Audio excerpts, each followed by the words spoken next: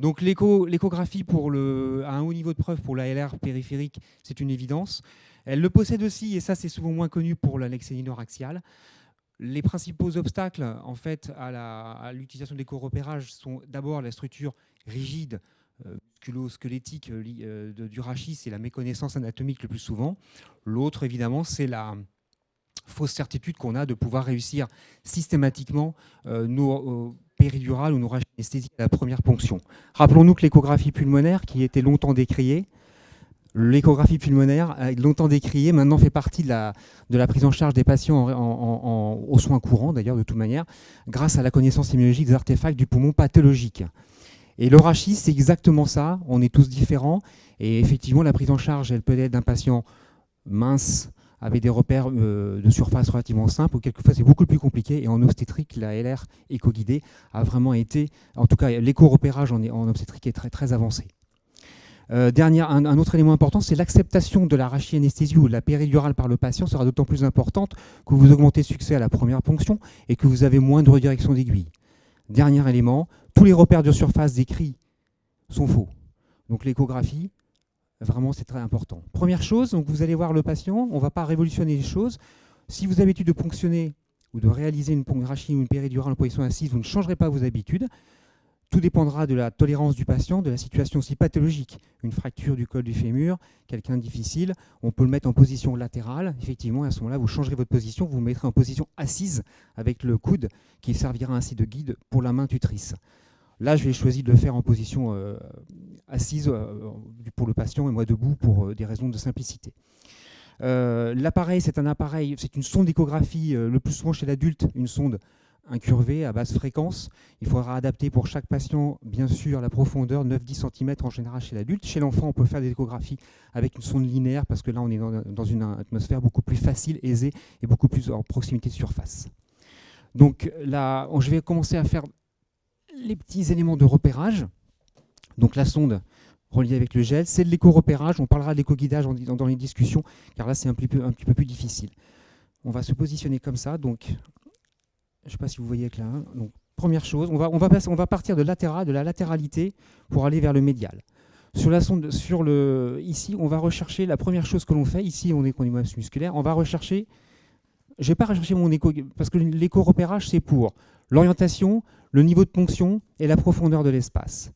Donc ici, vous avez, ma position est donc une position dite parasagittale. Donc je suis strictement parallèle en fait, à l'axe rachidien. Et sur l'écran, vous pouvez voir ici défiler ce qu'on appelle le signe du trident, en fait, quand on en a 3, correspond en fait aux apophyses transverses que vous pouvez voir ici, effectivement. Je vais geler l'image. On va geler ici. Je peux lâcher ici. Avec les apophyses transverses qui sont ici, ici, et avec ici les masses du psoas.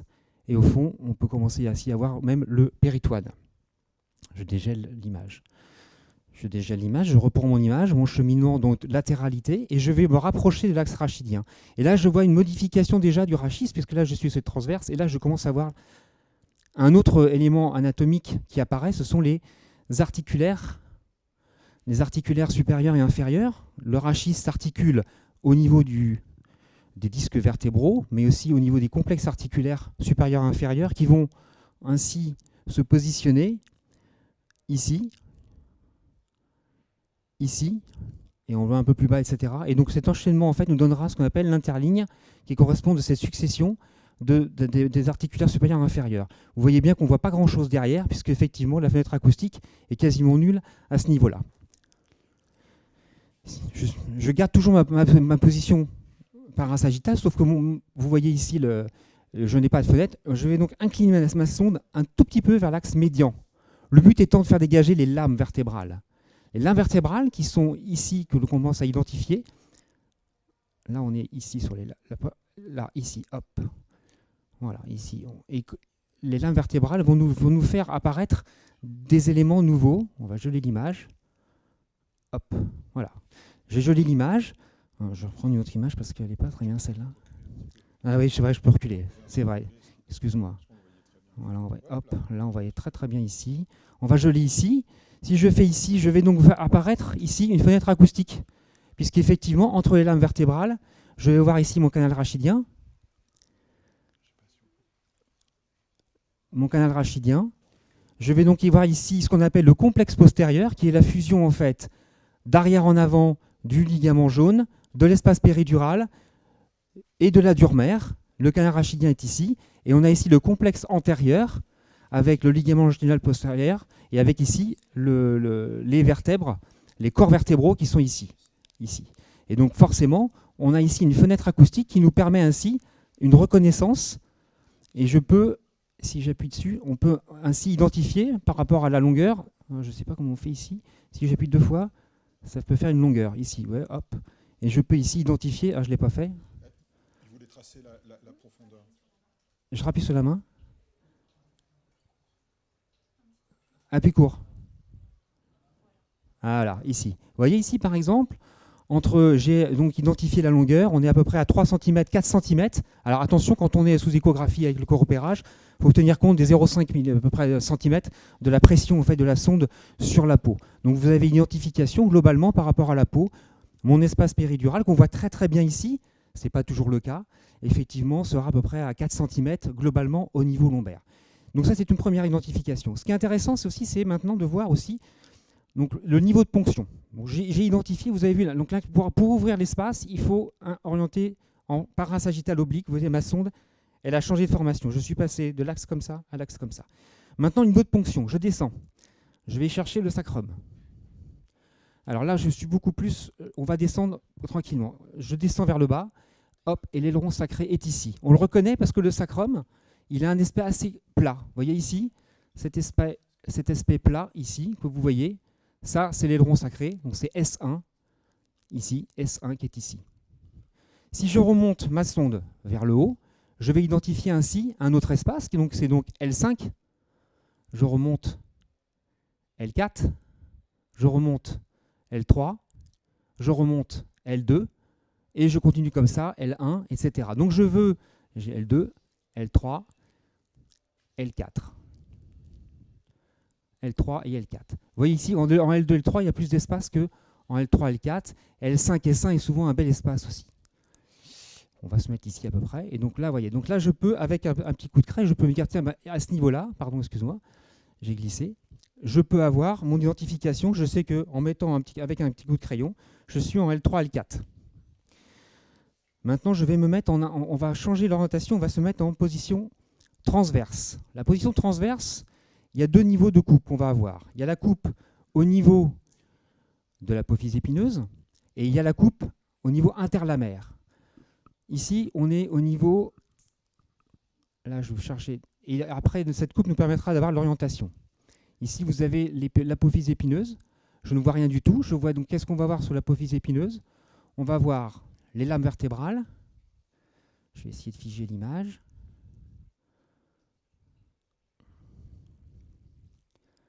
Voilà, on va geler. Donc ici, on a donc le process épineux. On a ici les lames vertébrales. On a le début des process transverses et je vois absolument rien à l'intérieur, d'accord ? Puisque je suis sur un espace avec un obstacle osseux qui m'empêche effectivement d'avoir le passage des ultrasons.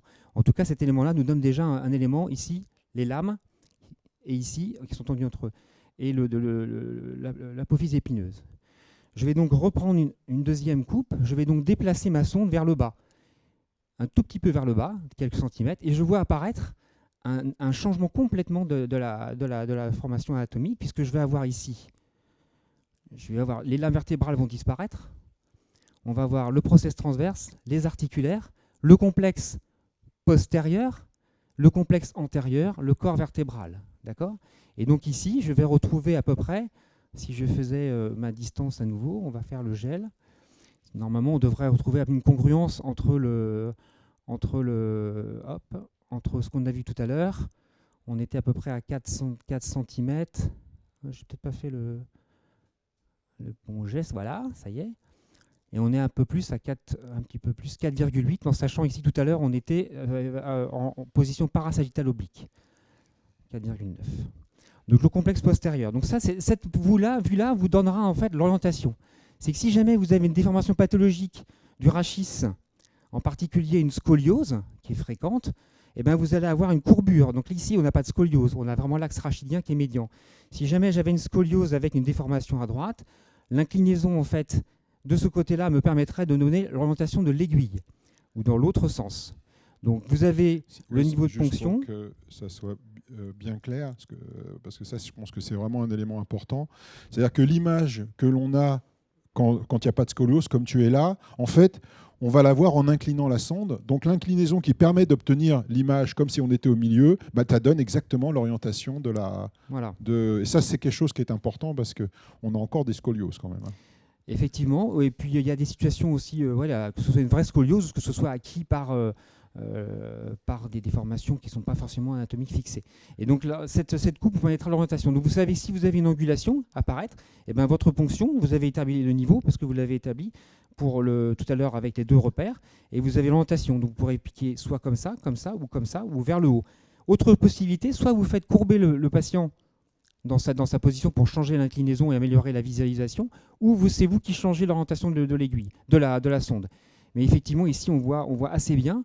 Ici, le complexe postérieur, là, on peut voir ici qu'on est pas mal, avec ici le complexe antérieur, le complexe postérieur, qui est la fusion très souvent, donc ligament jaune, espace péridural, d'Urmer. Et ici, on a le ligament interépineux et qui sont ici. Et là on n'est pas au niveau, on est au niveau de l'espace dit interlamaire, d'accord ? Les articulaires, les processus transverses. Donc tous les co-guidages, vous avez fait l'identification, si on repart de la latéralité, vous avez identifié le niveau de ponction. Je vous rappelle, le S1, L5, L4, L3, L2, etc. Vous avez donc votre niveau de ponction. Vous avez ensuite, deuxième chose, vous avez la profondeur de votre cible, de l'espace péridural ou en tout cas de la ponction synthèse, de la ponction pour l'arrachianesthésie. Troisième chose, vous avez l'orientation en position grâce à la position transverse de votre trajet d'aiguille en fonction de l'anatomie du patient.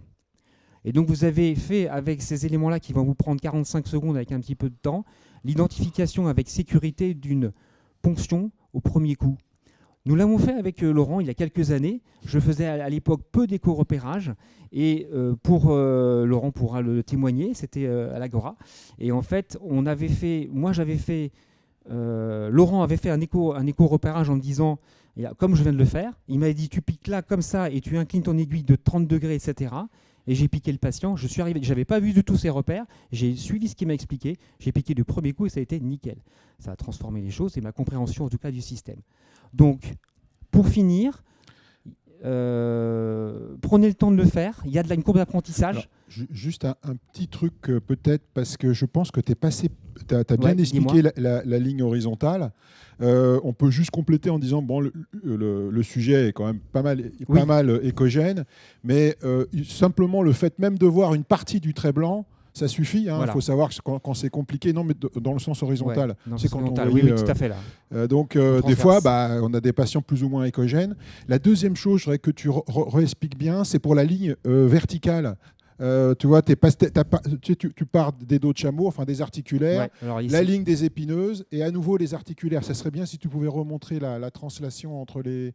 Alors là, on est sur les transverses. Ici, on arrive sur les articulaires, supérieur et inférieur. Je vais ensuite arriver sur l'espace interlamaire, enfin les lames vertébrales. Et après, j'arrive sur les épineuses. Ici, hop. Vous voyez le petit coup d'ongle, on voit tout en haut. On y était. Ouais. On rebouge un petit peu, hop, tout disparaît. Là, et là, ça, c'est votre ligne verticale. Donc les épineuses, c'est vrai que c'est un élément. Bon, moi, je l'ai placé vite parce qu'effectivement, avec le temps, on la laisse disparaître. Mais parce qu'on s'arrête juste avant. Mais c'est pour, oui, tu as raison pour le montrer. Quand les gens sont pas très écogènes, un peu enveloppés, on va dire, on voit pas la ligne médiane. C'est important. Et quelquefois, n'hésitez pas à changer de côté. Là, je me suis mis à droite, mais mettez-vous à gauche aussi de temps en temps. Regardez à gauche, on voit les mêmes images. Quelquefois, on peut avoir un défaut de droite ou gauche. On peut avoir une meilleure visualisation de l'autre côté, c'est pas forcément symétrique. Je vous rappelle, le ligament jaune en particulier n'a pas forcément peut être séparé sur la ligne médiane, en particulier au niveau lombaire, thoracique bas et lombaire. Donc ça, c'était pour l'abord de la péridurale ou de l'arrachianesthésie au niveau lombaire. L'abord péridural thoracique, je peux l'utiliser. On a juste pour vous dire qu'on a, je peux essayer de le montrer vite fait, si j'ai le temps. C'est plus difficile parce qu'effectivement au niveau thoracique, je crois que Laura va aborder ça avec le paratébrage. Je fais juste en fait, au niveau thoracique, entre T5 et T8, il y a une grande orientation en fait, des épineuses vers le bas. Et donc, ça ne sert à rien d'essayer d'aller voir à ce niveau-là, on ne verra pas grand-chose. Ça nous apporte la vision, on va dire, intertransverse n'apportera pas grand-chose, d'accord ? En tout cas pour le repérage rachidien. Par contre, si on regarde ici au niveau, toujours parasagittal oblique, on peut retrouver quand même au niveau la profondeur de l'espace paravertébral. Ça peut être une indication pour la profondeur. Ici, pof, là je suis sur les... Hop, là, on parle pareil, on fait donc les côtes, hop, voilà, et l'orientation ici, et on va essayer de chercher, voilà, ici en fait. Et vous avez à peu près une idée globalement, ici avec l'ouverture de la fenêtre, vous l'avez ici. En fait, la dernière, à ce niveau-là, on peut deviner ici, effectivement à ce niveau-là que, globalement, voilà, votre complexe postérieur, donc au niveau périmédial thoracique, serait à peu près à cette distance, avec un abord, bien sûr non pas strictement médian, mais paramédian. Voilà ce que je pouvais vous apporter comme information. Oui, là on a une question qui est arrivée, tu l'as évoqué en début, tu as dit que vous allez nous en parler en ce qui concerne là on a fait l'éco-repérage, mais de l'éco-guidage, qu'est-ce que tu en penses ? L'éco-guidage est plus difficile. L'éco-guidage, oui, je l'ai fait, mais c'est beaucoup plus difficile parce que d'abord, il faut s'habiller stérilement. Là, il faut s'habiller de manière complètement différente. Bien sûr, même si on fait le repérage, il faut une gaine. Il faut s'habiller stérilement, il faut faire d'abord un éco-repérage. Et l'éco-guidage peut être une utilité en particulier pour les certaines positions difficiles ou des grands obèses ou des fractures du col compliquées en L5-S1. Mais l'éco-repérage, on peut le faire dans le plan, c'est difficile. On peut le faire hors champ, c'est un peu plus simple. Et on voit en fait quand on injecte avec l'effet de pseudo-flow au niveau... Tiens, reprends la courbure. En fait, quand vous êtes en intratécal, en fait, quand vous êtes dans cet espace, quand vous avez réussi à passer